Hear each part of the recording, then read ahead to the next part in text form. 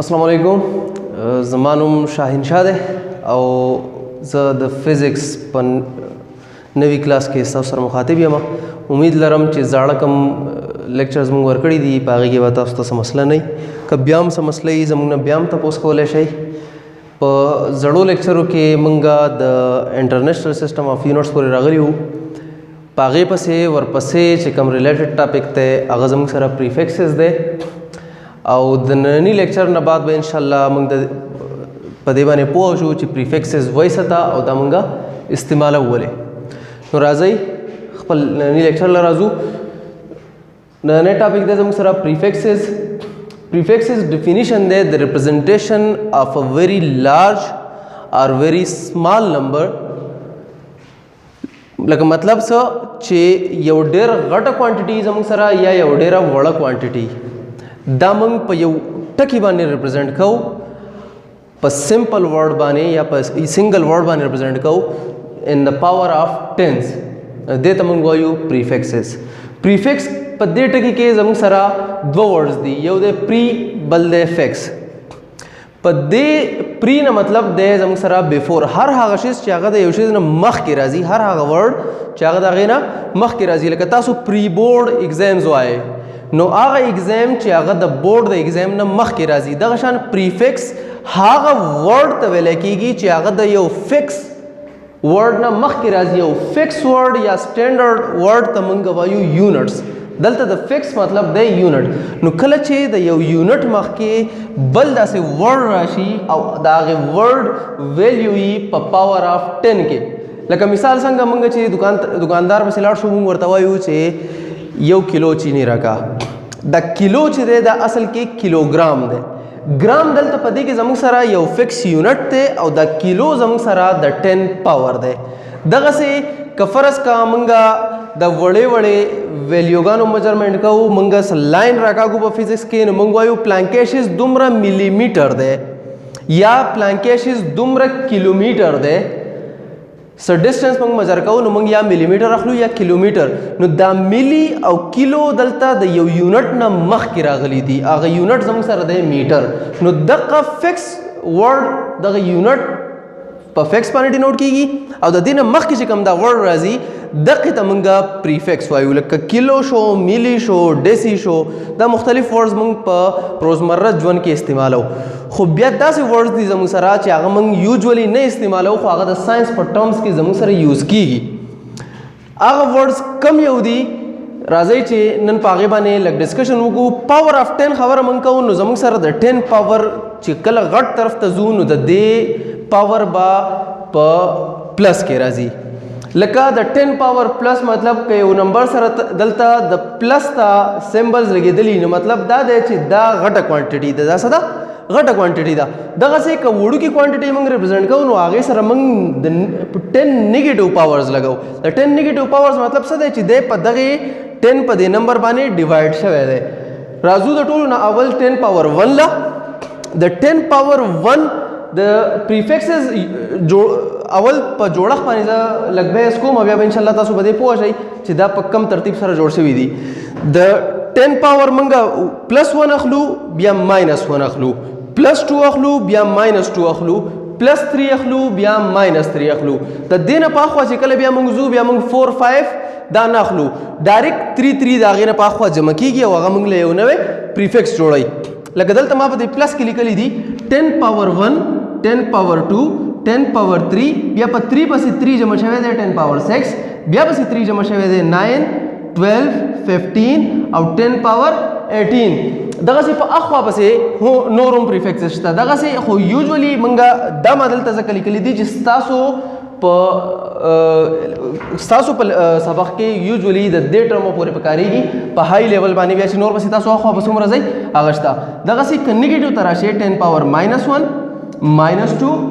-3 دلته 1 2 3 راغلو. بیا د 3 نه وروستو بیا 3 3 ورسره په اخوا به ډفرنس باندې راځي. نو -3 پسې -6 10 پاور -9 -12 -15 -18.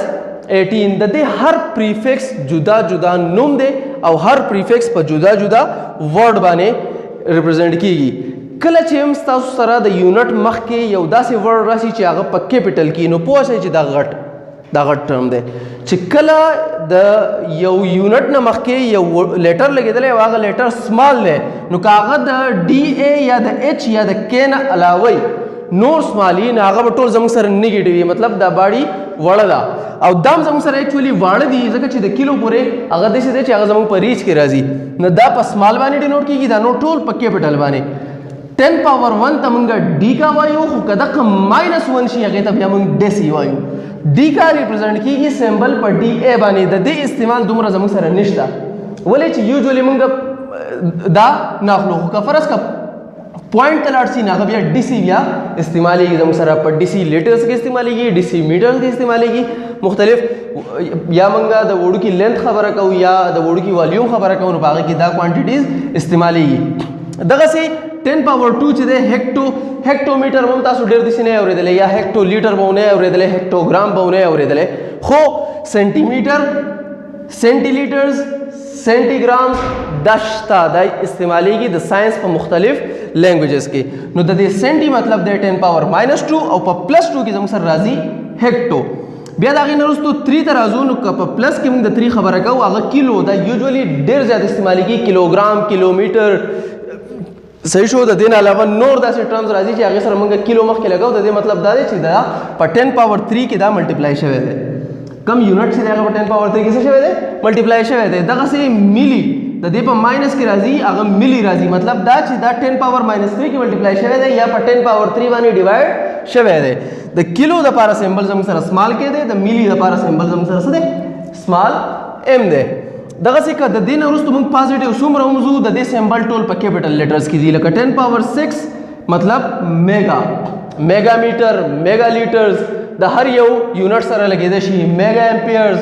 څومره چې یونټس دي دې سره تاسو لګولی شئ مخکې خو داسې د هغې داسې ویلیو چې هغې له په 10 پاور 6 کې ضرب ورکړی شوی دغسې په 10 پاور 9 کې هغه ګیګا 10 پاور 12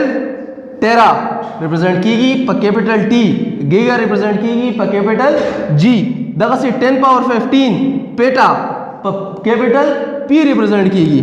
10 پاور 18 ایگزا په کیپټل ای ریپرزینټ کیږي نو دا هغه ویلیوز دي چې هغه غټي ویلیو موږ په پاور اف 10 ته موږ جدا کو مطلب د 10 هغه ملټیپل چې هغه ته جدا کو او هغې له یو ټکی ورکو په هغه ټکي باندې هغه ولګو نو هغې سره زموږ سره څه جوړېږي پریفکس جوړېږي دغسې که په پاور اف 10 یې موږ ډیوایډ کو هغه نمبر هغه یو سیمبل راولو هغه سره موږ لګو نو هغه کم یوي د ملي پورې راغلیو 10 پاور -6 ته موږ مایکرو وایو دا په یو سیمبل باندې ډینوټ کېږي چې دې ته موږ میو وایو میو دا د یو په شان سیمبل دی خو د دې نه دې طرف ته هم یو لاین تللی او هغه طرف ته هم یو لاین راغلی مطلب ایکسټینډډ یو دی دغسې 10 پاور -9 نینو سمال n 10 پاور -12 پیکو سمال پی 10 پاور -15 فیمٹو سمال f 10 پاور -18 اټو سمال a دا زموږ سره بیسکس چې کوم پریفکسز دي هغه دي اوس دا پریفکسز استعمالیږي څنګه دا موږ یو نمبر یې موږ له راکړی فرض که موږ ته ویلي چې موږ ماس اف ارت څه کوي فایند کوي یا موږ له یو غټ ماس راکړلی چې یو باډي ماس دی زموږ سره د 42546 multiplied by 10⁻³ کیلوګرام دا زموږ سره یو دغه راکړی نو دا ما ځکه واغستو چې په دې کې 10 پاور هم مخې ته راغی یو پکې پریفکس الریډي راغی نور پکې هم رالو نو دا چې موږ یو پریفکس ته اړو څه ته اړو یو پریفکس ته نو دا کم چې 10 پاورز دي دا ټول به یو ځای کو دا نمبر چې دی دا نمبر به موږ بیخي کانټریکټ کو یوې دوو یا درېو انسو ته لکه دا به موږ کانټریکټ کوو بیا دې خوا مطلب دا دومره غټ نمبر دی دا به موږ دلته کانټریکټ کوو یوې دوو انسو ته او هغې له به په ضرب کې څه لیکو د 10 پاور وس کیلو هم زموږ سره دلته دا الریډي د 10 پاور دی نو هغه به ورسره ولګو 10 پاور 3 دا نو کیلو او 10 پاور 3 دا به 10 پاور 6 شي دلته چې څومره ته دی خوا کې که دوو ته یې راولې که درېو ته یې راولې فرق که درېو ته یې راولو مطلب څو انسې دې موږ لرکو یو دوه درې نو مطلب په 10 پاور دلته 6 نو د هغې سره به درې نور جمع شي که بل ترې لرکو یو ورسره بل جمع شي 10 پاور 7 په اخوا باندې ځای نو په دې کې به بیا موږ ګورو چې دا کم پریفکس ته نږدې دی نو 10 پاور 6 دلته زموږ سره شته هغې ته موږ څه وایو میګا وایو دغه سي بیا درې چې وسره دا شي نو 10 پاور 9 بشي هغه زموږ سره څه شو ګیګا شو نو دا بیا موږ داسې ریپرزینټ کولی شو چې 425.45 ګیګا ګرام دا ګیګا چې راغی مطلب دا دلته موږ په 10 پاور 9 کې څه کو ضرب کو په 10 پاور 9 کې ضرب کو دا کوم ویلیو چې واغه په 10 پاور 9 باندې څه کړه تقسیم کړه دا غنه چې کوم نمبر راغی دا د دقیقه شو ګیګا ګرام شو دغه سي زموږ سره فرض کا ملي میټر موږ ته ویلې موږ ته یو کوانټیټي راکړل چې دا د زموږ سره 1 ملي میټر موږ ته وایي چې دا په عام نمبرز کې دغه کوي نو د ملي مطلب د زموږ سره 10 پاور -3 نه دا موږ څه لیکل شو چې 1 ملټیپلایډ بای 10 پاور -3 میټر